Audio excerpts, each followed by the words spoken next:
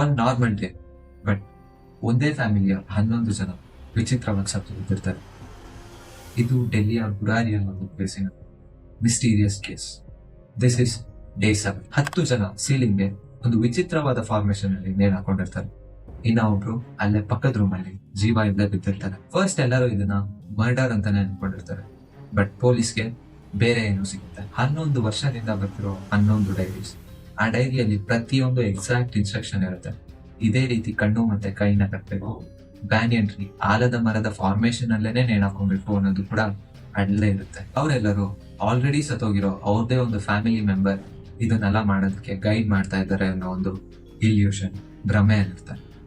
ಆ ಫ್ಯಾಮಿಲಿ ಈ ರೀತಿ ಎಲ್ಲ ಮಾಡಿದ್ರೆ ಅವ್ರಿಗೆ ಮೋಕ್ಷ ಸಿಗುತ್ತೆ ಅಂತ ಅನ್ಕೊಂಡಿರ್ತಾರೆ. ಇವತ್ತು ಕೂಡ ಈ ಕೇಸ್ ನೋಡ್ತಾ ಇದ್ರೆ ಒಂದ್ ಪ್ರಶ್ನೆ ತಲೆಗೆ ಬರುತ್ತೆ, ಇದು ನಂಬಿಕೆನಾ, ಹುಚ್ಚತನನಾ, ಅಥವಾ ನಮ್ಗೆ ಅರ್ಥ ಆಗದಿರೋ ವಿಷಯನ?